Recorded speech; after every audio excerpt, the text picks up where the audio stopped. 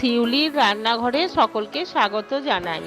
আমের পোয়া পিঠে বানাবার জন্য আমটা ভালো করে কুচি করে নিয়েছি। এবার মিক্সিতে ভালো করে বেটে নেব। আমটা মিহি করে বাটা হয়ে গেছে। এবার কড়াইয়ের মধ্যে দিয়ে দিচ্ছি। আমটা অবশ্যই মিষ্টি নেবেন, টক নেবেন না। এবার গ্যাসটা অন করে দিচ্ছি।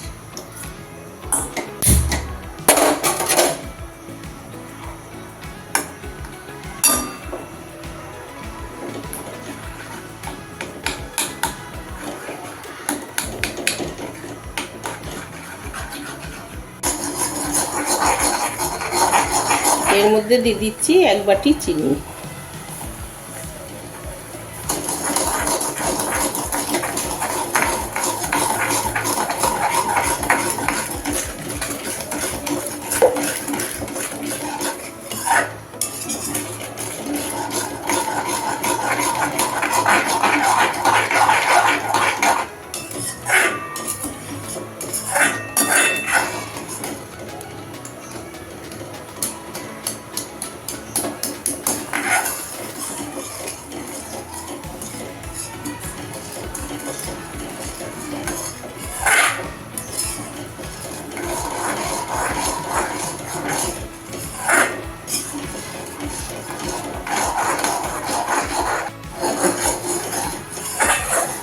আমি এখানে চিনি ব্যবহার করেছি, আপনারা ইচ্ছা করলে গুড়ও ব্যবহার করতে পারেন।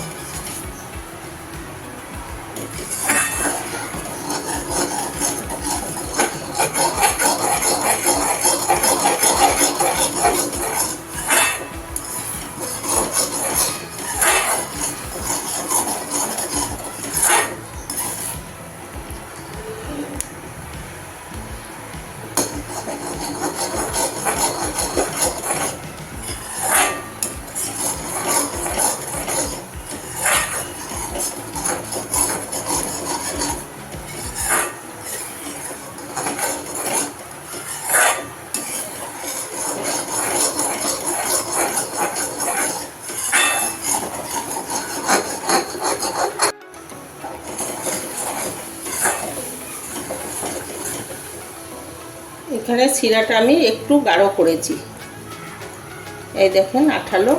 এবার গ্যাসটা অফ করে দিলাম।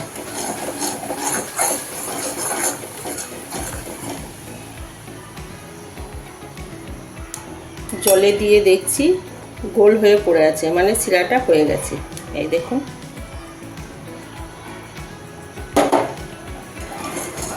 শিরাটা কিন্তু গলে যায়নি। এই দেখুন, এরকম দেখবেন জলে যদি শিরাটা না গলে যায়, ভাববেন শিরা হয়ে গেছে।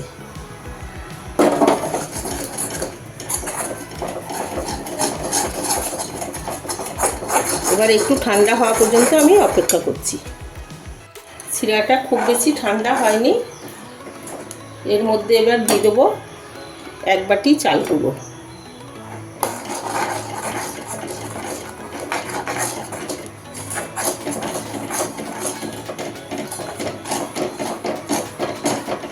আমার এই চাল গুঁড়োটা শুকনো, আপনারা ভিজে চাল গুঁড়োও ব্যবহার করতে পারেন।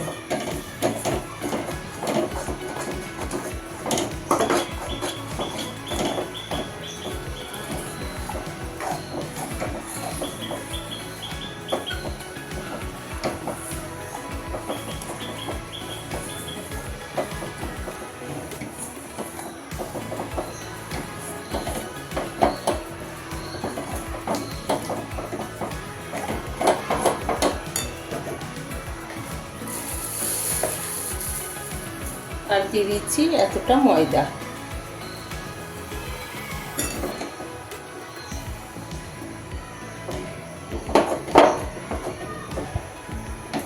এক বাটি চিনি দিলে 1 বাটি ময়দা, চালের গুঁড়ো দেবেন, আর 1/2 বাটি মতো ময়দা দেবেন।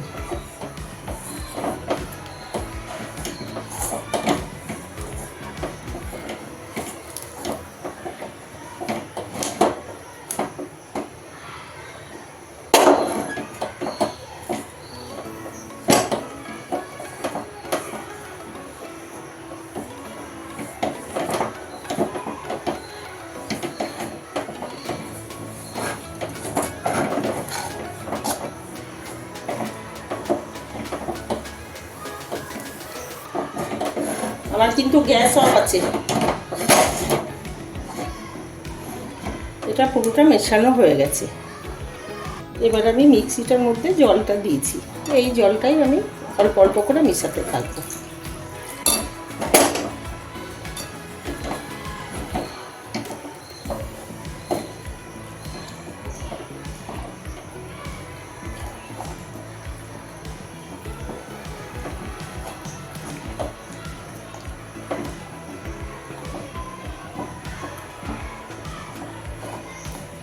আপনাদের কাছে যদি ফুড কালার থাকে অবশ্যই একটু দেবেন, আমার কাছে নেই, ওই জন্য আমি আর দিলাম না। ফুড কালার দিলে রঙটা দেখতে আরও ভালো লাগে।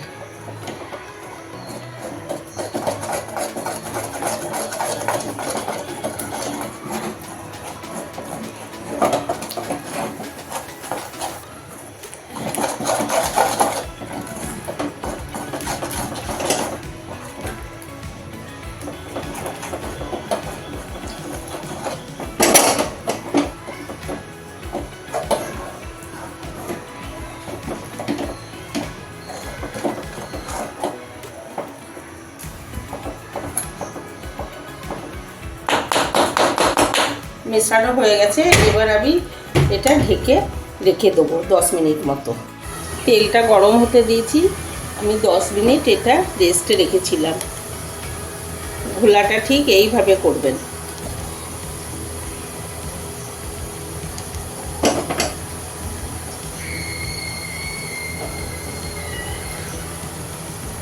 তেলটা গরম হয়ে গেছে, এখানে আমি সর্ষের তেল দিয়েছি, আপনারা সাদা তেলও দিতে পারেন। এবারে এর মধ্যে দিয়ে দিচ্ছি।